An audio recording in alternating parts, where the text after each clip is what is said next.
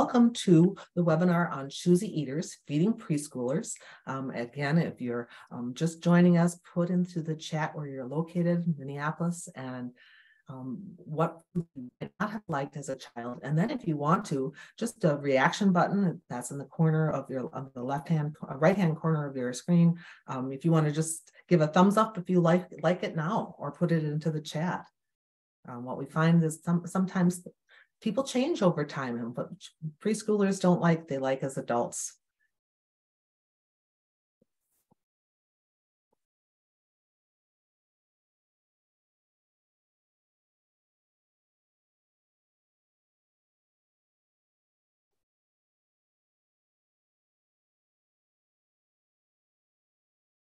He says she still doesn't like the raisins, so. There we go.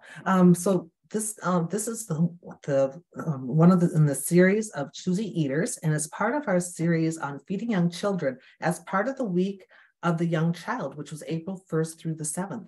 So next week's webinar will be on ideas in keeping kids active, and then the last week in April, the tip is cooking with children.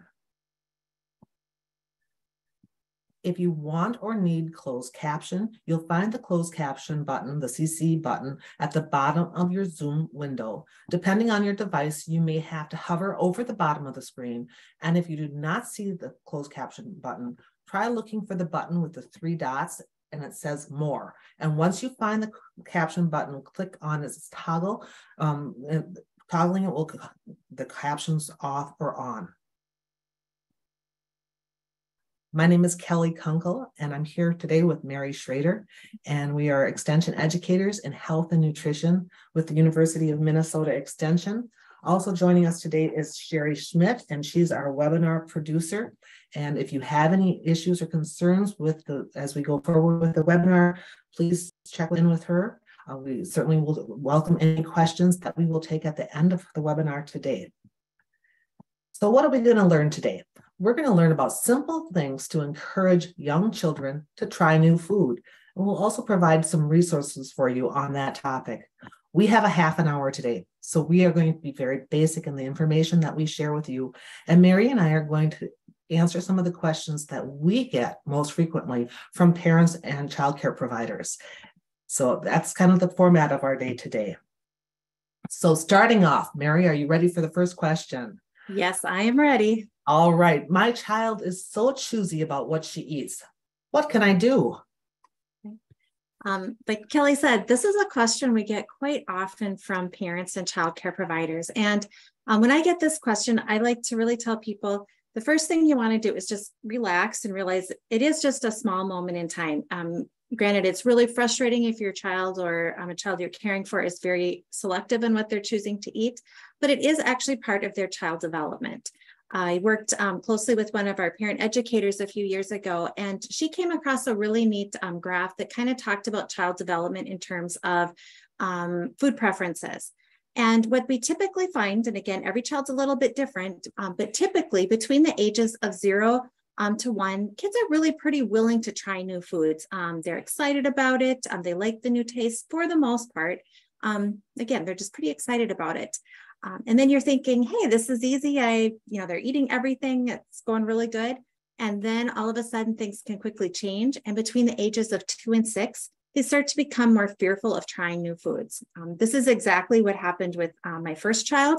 I remember, she could eat really great. And I was like, oh, this isn't easy. What's so hard about this? And it was almost, the day to her 2nd birthday when she just quickly changed and all of a sudden became a very, choosy or selective eater. So I was really glad when, granted, she was older at this time when I heard about this, but it just felt as a parent, I'm like, I wish I would have known this earlier, because it just kind of like, okay, it is part of their normal development. We just kind of have to get through these few years. And then when they become 6, they do start to become a little more adventurous. Again, it's important to remember this isn't every child that this is going to happen to, but quite a few of them, when they turn about that age of 6 or early elementary, they start to get a little bit more adventurous. One thing to keep in mind too with young children is they tend to taste the bitter more than adults do. They tend to have a preference towards sweet, And they definitely taste the bitter more. So if you think of some of the foods that they tend to not like, oftentimes it's like some of your vegetables. One reason is because they taste more of that bitter taste in the vegetables than maybe you and I would. So that's something to keep in mind. So again, knowing just some of that background is helpful. But if you're really looking to kind of like, how do I make this manageable for my family? Ellen Satter developed what's called the division of responsibility in feeding. And this is something that you can kind of follow that is just going to make mealtime and snack time a little bit more relaxing, so that you realize you kind of have a plan, even if you have a choosy eater. These are some things that'll just kind of help take some of that tension out of mealtime and snack time. So she divides it into two different categories, kind of what the adult should do and then what the child should do. So she recommends that the adult is really in charge of when you're going to eat. So by this, they talk about, trying to really schedule meal times and snack times. And this helps prevent some of that grazing and so forth. So kids know, they like that structure. They know what time they're going to eat. And then they also know when they are going to eat again. And that way it prevents that getting over hungry or under hungry. Also being consistent on where you eat, that again helps get the child used to that routine and that pattern. And then it's really up to the parent to decide what is going to be served. And then it's up to the child to decide, first of all, whether or not they're going to eat. Kids go through growth spurts, they go through different things, and some days they're really hungry and other days they aren't hungry. And again, that's just part of their normal child development. So if a child chooses not to eat, then as the adult, we have to go like, okay, that's okay right now. When it gets to be their snack time, we'll offer them something again, following those adult responsibilities.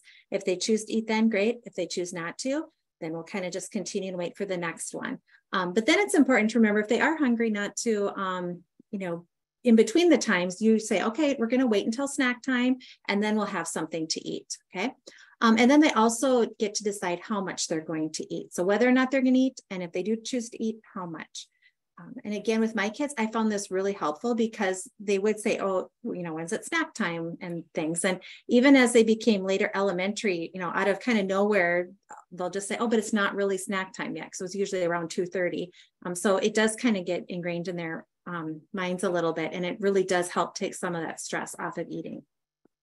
Okay. So another question that we get quite often is, how can I encourage my child to try new foods? Well, it is normal for children to reject foods that they've never tried before. They're really suspicious of new foods, especially as Mary said, that 2-year-old. And I was thinking about my daughter, my oldest child, at about 2. She wanted to have the sauce on the spaghetti separate from the noodles. She didn't want them together. And that was just, I wasn't changing the meal, but I was able to make some accommodations. And then by 6, everything was different. And like Mary said, almost night and day type of change. But starting with small portions, don't expect to have them eat large portions. Let your child try small portions or even serve themselves small portions from the new foods that you enjoy. Give them a small taste first and be patient with them. When they develop a taste for more foods, it's going to be easier to plan those family meal times, and not serve kid foods, because kid foods are family foods. Offer one new food at a time and serve something that your child is going to like along with the new food. And offer more new foods all at once can be too overwhelming for a child. So be a good role model. Try new foods yourself. As you're sitting at the table, describe the taste and the texture and the flavor. Sometimes a new food takes a lot of time for them to get used to, maybe dozens of times before they're even willing to put it in their mouth and taste it. And just be consistent with that meal pattern and continue to offer it. We don't want to get too excited about a new food, because if you really hype it up, a child might think, why are they so excited about this? I'm not going to try this. But just be natural about a new food, and then make it fun. Try cookie cutters and cutting out different shapes in foods, or have them experiment with mixing 2 different types of foods like cottage cheese and applesauce, and see how they like that combination. If they come up with it, they're more invested in it, and they might be more willing to try something new. Encourage your child to name the foods. So maybe it's Mary's spaghetti sauce, and it tastes so much better than just spaghetti sauce. And then create new tastes by that, adding different ingredients. So our next question, oh, I'm sorry.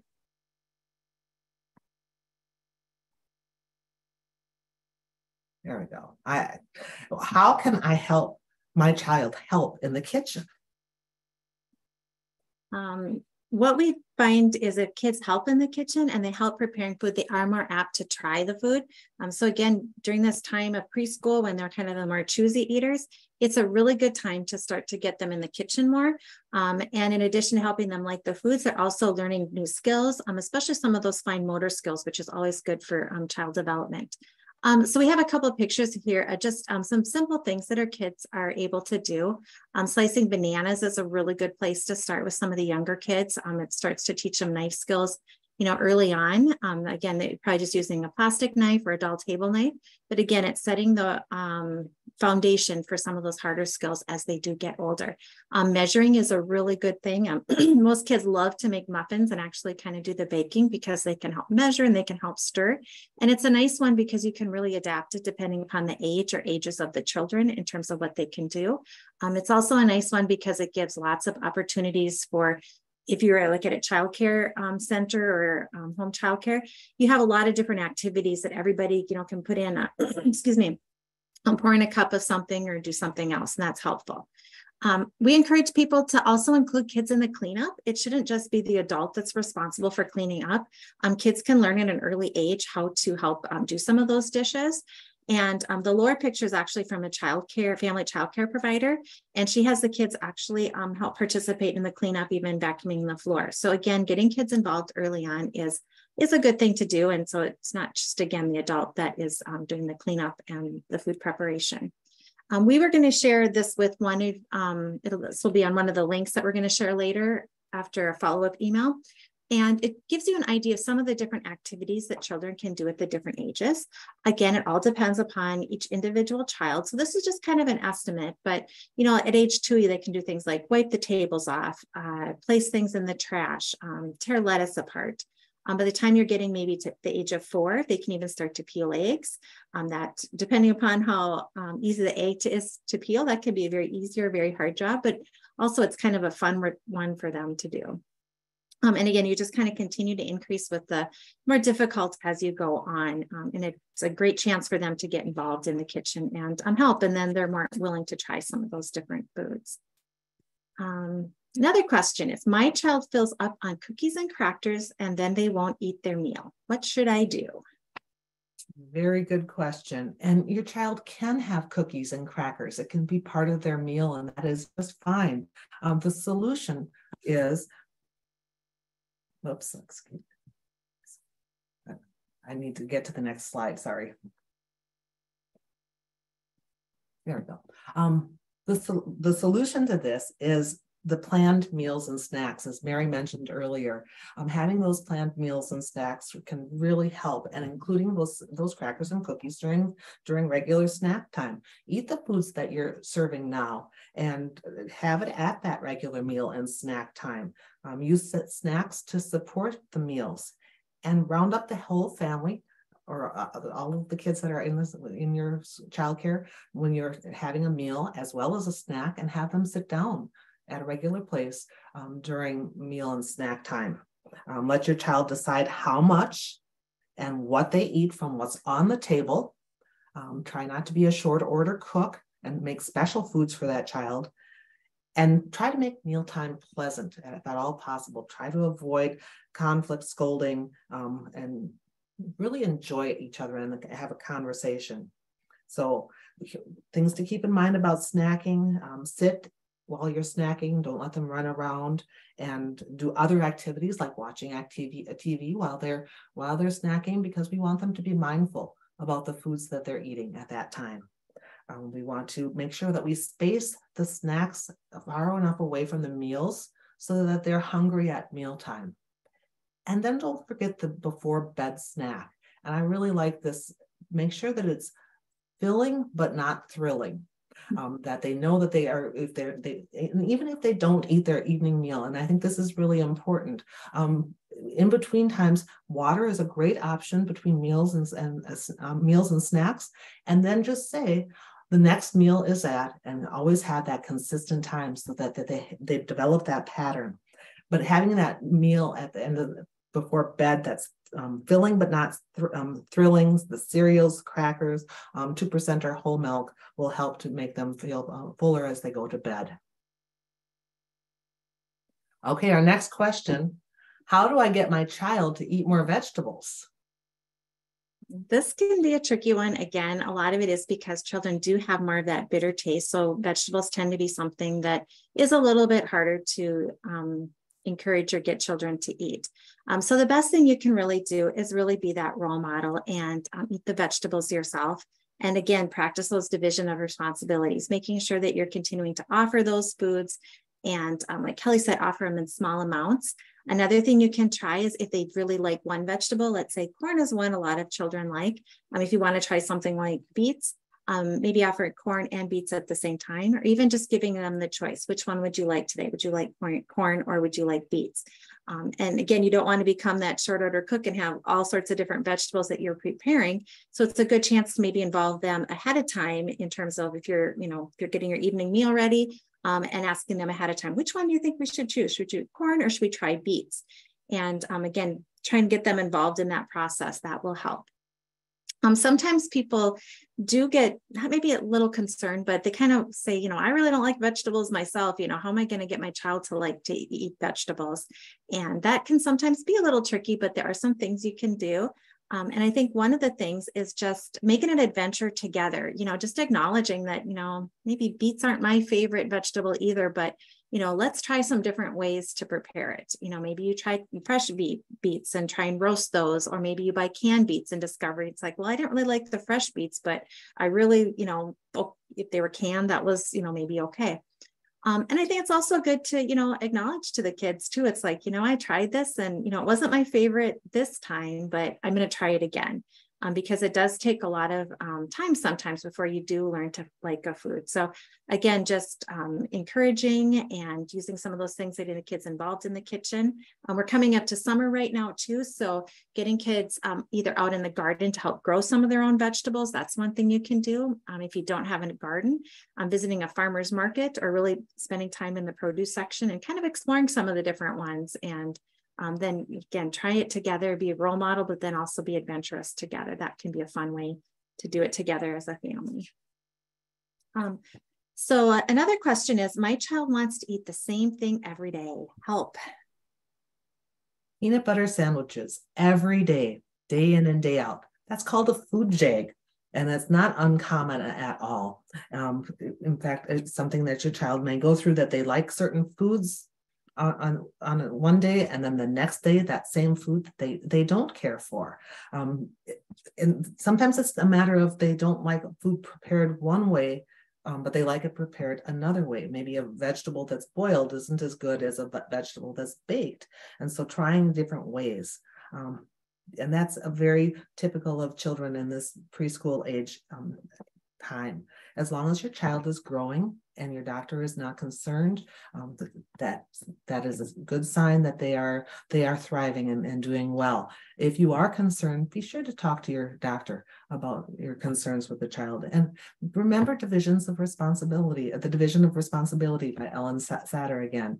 You're the one responsible for offering the food. They're the ones responsible and when to offer the food.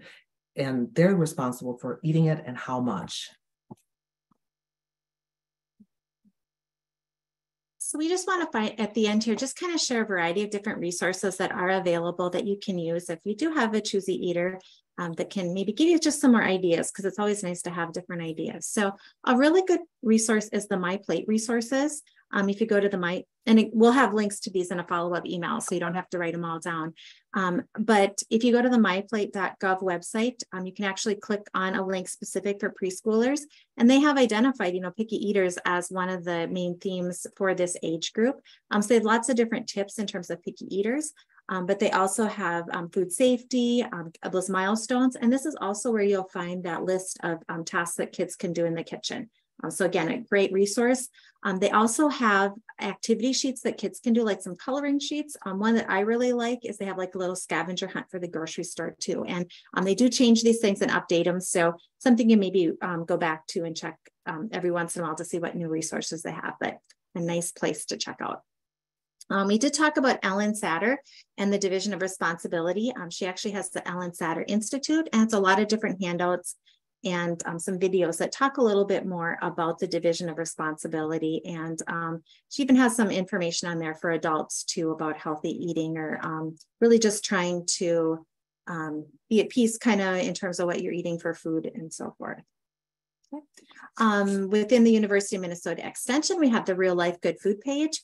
And this is a nice resource if you're looking for some more recipes, a place maybe you and your child can explore together. If you buy broccoli and you're looking for some good recipes, you can actually search by the specific ingredient. So then you can find some different recipes that maybe you can make together that have that broccoli in it.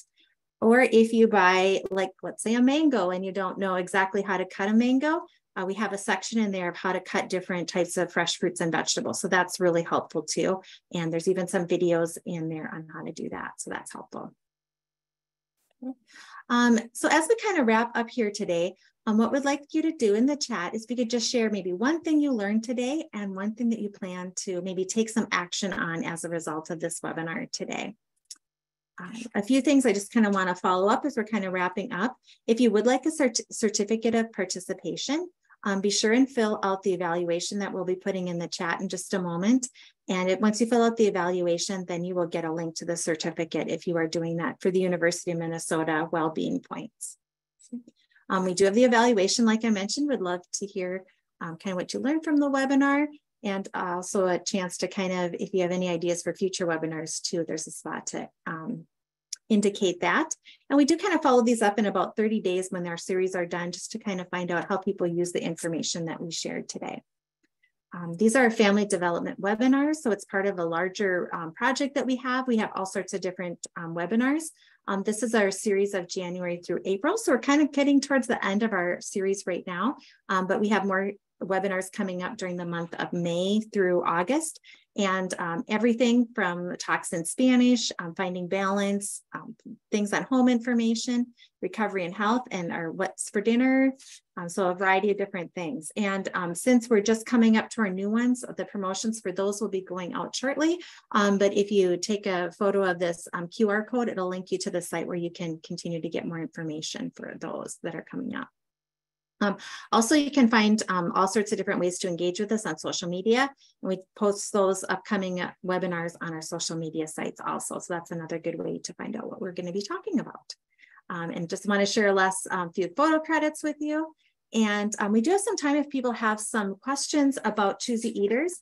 One thing that I just wanted to mention is Kelly did talk about, like naming foods, and that is something that's a great way to do it. I know I had some friends who had tuna one day and it had the Little Mermaid on it, and all of a sudden became tuna food and or mermaid food, and that's what they still call it today. It's like when they make this recipe, it's always called mermaid food, and the kids really like it because they like the Little Mermaid, and it was just a great way to get them excited about that food. So it kind of carries over into school as we there's a program called Smarter Lunchrooms, and the school food services naming foods as well. Not all of the foods, but the foods that they really want to encourage kids to eat.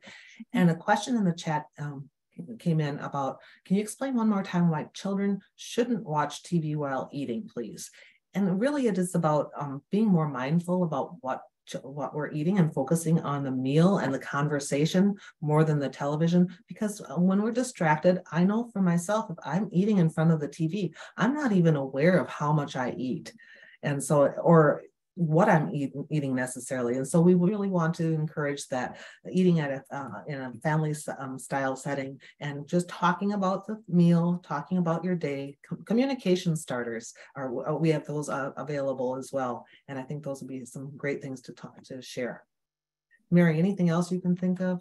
No, I totally, yep, what you said covers it, but that did remind me that we did have a question that someone put in the registration about kind of more teaching children more of that mindful eating, and how do you do that when they're being bombarded with all sorts of things in our society and peer pressures to maybe eat some of those foods that aren't as nutritious. So again, going back to what Kelly just said of, trying to encourage those family meals and sitting down and talking about the foods that you're eating and making a pleasant experience. Those things all help. And again, just kind of going back to that division of responsibility that is helpful. It is a challenge when we have all these different things just bombarding us every place we look now. Kids are exposed to, seeing different foods, and it is hard. But if you can kind of keep that division of responsibility in mind, that's going to hopefully help kind of set the stage a little bit. And again, it kind of helps calm mealtime down a little bit, and even potentially the grocery store too, because, if it's that last minute of, everyone's hungry and you're at the checkout, it's like maybe you do get something, but then it's okay, we're going to wait until it's snack time. And then we're going to have whatever it was that you chose to buy at that time. So it just kind of helps to alleviate some of the stress, which there's enough things as parents that you are stressed about. If you can at least make mealtime a little bit more pleasant, that's helpful. And totally understand it can be very frustrating. And I had a child that was a picky eater for a while, and it is hard. So I don't want to just say, oh, it'll be wonderful and great if you do this. There still are challenges. And even with the division of responsibility, I know sometimes you have to find just still different ways to kind of encourage and have them try some of those different foods. So each child's so unique and different. Yeah. So we did have a question about, is this being recorded? And yes, you will get a copy of the recording after the webinar. Also, there's in the chat, you'll find the evaluation if you want to fill that out. It's in the chat. A question about sweets at dinner. I include sweets with dinner in place of directly before a meal, which was recommended. What should I do when the child only eats the sweets and only a bite or two of the meal? This has been a reoccurring thing. Yeah. So I just have to read this here quick. So it sounds like these sweets with the meal. Okay.